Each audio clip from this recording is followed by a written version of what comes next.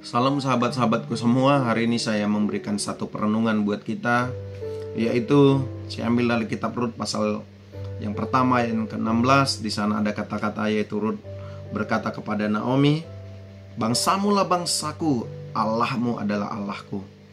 Kita tahu bagaimana sejarah kitab Rut.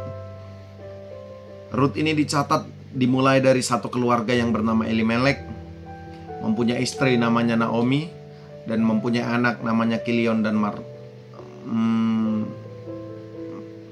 Mahlon. Pada waktu itu terjadi kelaparan di Bethlehem, dan mereka pergi meninggalkan Bethlehem, keluarga ini, dan pergi ke tanah Moab. Saya mau, sebelum kita sampai ke ayat ini, saya ingin buka sedikit pengetahuan. Bethlehem itu artinya rumah roti. Namun di rumah roti pun bisa terjadi kelaparan. Sepertinya namanya rumah roti, harusnya tidak ada kelaparan karena di sana pasti tertumpuk makanan, pembuatan roti. Tapi apa yang terjadi? Terjadi kelaparan, dan keluarga ini pergi meninggalkan Bethlehem dan pergi ke tanah Moab. Elimelek artinya Tuhan adalah rajaku, Naomi artinya kesukaan. Mereka pergi ke tanah Moab. Menurut saya, walaupun terjadi kelaparan di Bethlehem, kalau secara nama Elimelek itu adalah Tuhan rajaku, harusnya dia berserah diri kepada Tuhan sebagai Tuhan dan rajanya, dan dia harusnya berdoa.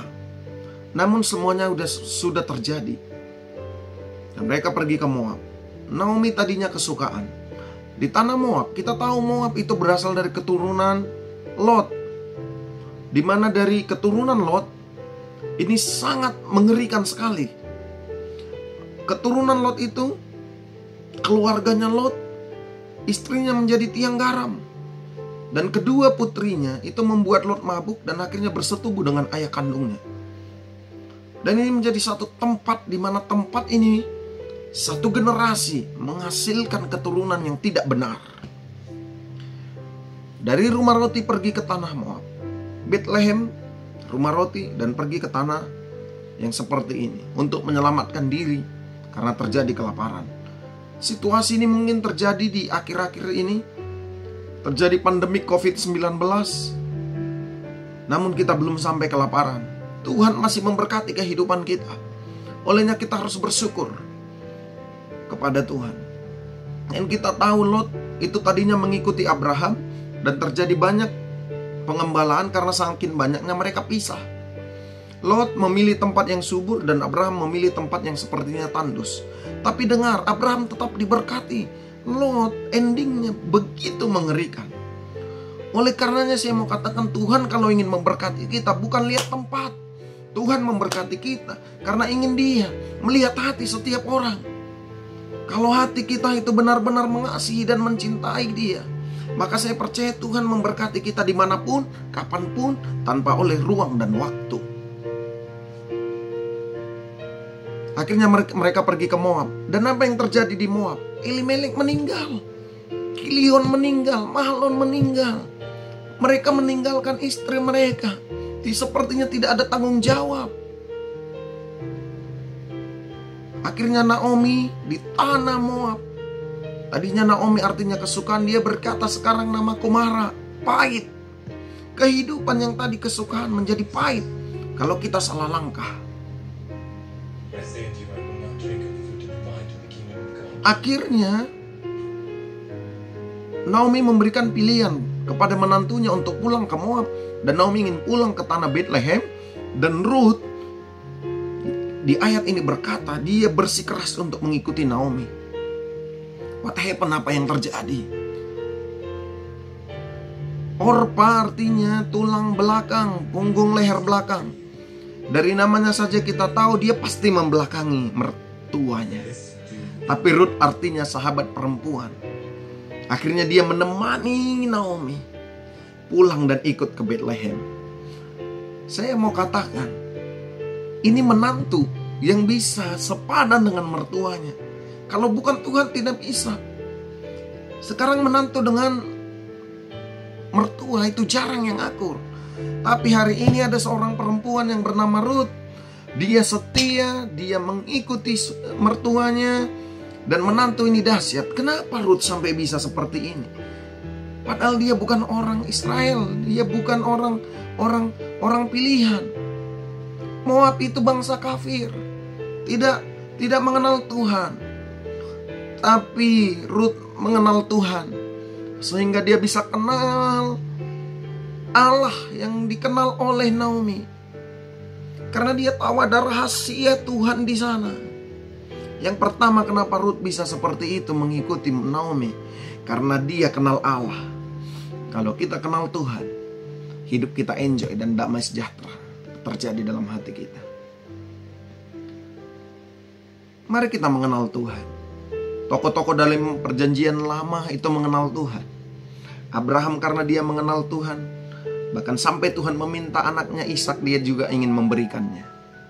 Daud mengenal Tuhan, sehingga dalam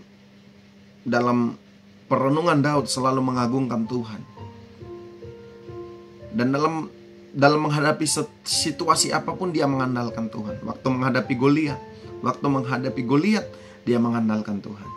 Karena apa? Karena dia kenal Tuhan.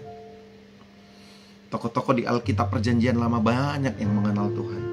Di perjanjian baru pun banyak orang mengenal Tuhan. Murid-murid tadinya tidak mengenal Yesus secara persis, tapi setelah Yesus naik ke sorga, mereka mengenal Yesus. Dan akhirnya mereka bisa melakukan mujizat. Karena apa? Karena mereka mengenal Tuhan. Kalau kita mengenal Tuhan, maka kita bisa hidup damai sejahtera, sekalipun dengan mertua. Yang kedua, kenapa Ruth? Apa yang kita pelajari dari Ruth? Kenapa dia sampai mengikuti Naomi? Dia taat dan setia. Kalau kita taat dan setia, maka saya percaya kita tahu di depan sana ada sesuatu yang dahsyat yang Tuhan ingin sediakan bagi kita. Tetap kita taat dan setia. Yesus di surat Filipi dicatat, dia setia taat di kayu salib sampai mati. Seharusnya dia bisa tidak mati, tetapi dia tetap taat dan setia. Akhirnya apa? Dia diberikan mahkota dan nama di atas segala nama. Abraham juga taat. Akhirnya dia menjadi bapak seorang beriman. Dengarkan baik-baik. Kalau kita taat, maka kita akan mendapatkan sesuatu yang penting di depan yang akan kita jalani. Yang ketiga yang kita pelajari dari Ruth, dia mengikuti Naomi. Kembali ke Bethlehem, mungkin mereka penuh dengan kekhawatiran. Apa yang harus kita kerjakan di sana? Kita tidak punya ladang, kita tidak punya rumah, kita tidak punya apapun. Wah, apa kita ngapain di Bethlehem? Ngapain kita pulang ke sana? Kita tidak bisa kerja apa-apa. Kita tidak ada income. Kita tidak ada penghasilan untuk melanjutkan hidup. Tapi dengar, Ruth itu bekerja keras. Dia pergi memungut bulir-bulir gandum dari ladang-ladang orang. Kalau saya dulu di kampung saya, itu namanya itu mengutip padi yang sisa-sisa. Ruth melakukan hal yang demikian. Yang penting bisa melanjutkan hidup.